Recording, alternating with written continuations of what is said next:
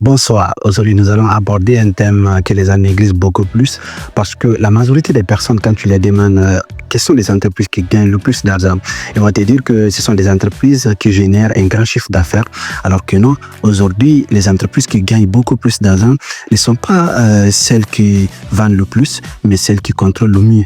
Le contrôle des gestions ou le contrôle des performances reste jusqu'à la fin d'ailleurs pour que je puisse te faire comprendre pourquoi cette discipline est devenue l'une des plus stratégiques dans les entreprises modernes. Il y a une fonction qui aide aujourd'hui les dirigeants à piloter l'entreprise. Son rôle il est simple en apparence parce qu'il aide à mesurer la performance, à analyser les écarts, mais aussi à aider à prendre de bonnes décisions. En réalité, c'est un véritable système d'aide au pilotage stratégique.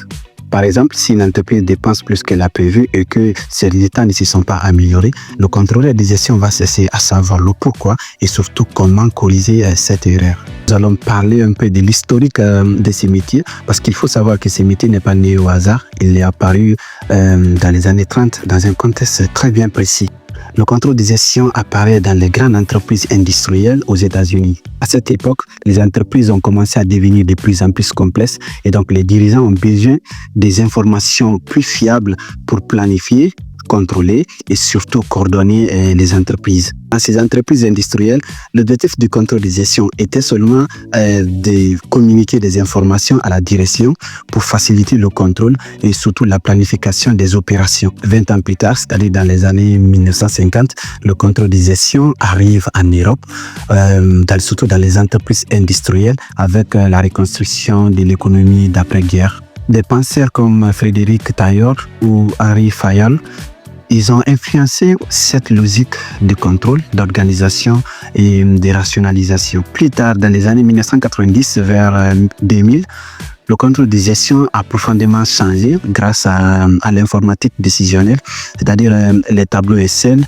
le business intelligence, les ERP ont complètement changé la manière de piloter la performance.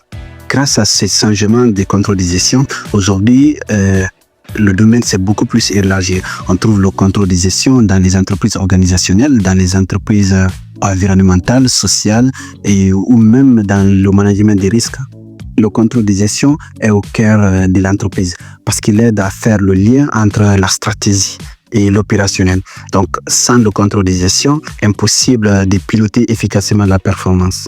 Ce qui veut dire que le futur du contrôle de gestion, comme tout domaine d'ailleurs, c'est clair. C'est la data, c'est l'automatisation ou l'intelligence artificielle.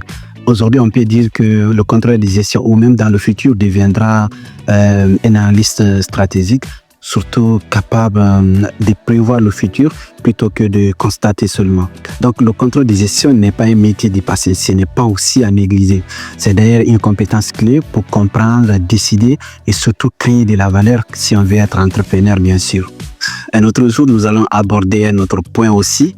Donc, si tu veux comprendre beaucoup plus la finance ou simplement piloter la performance, tu es au bon endroit, tu peux t'abonner et la suite arrive.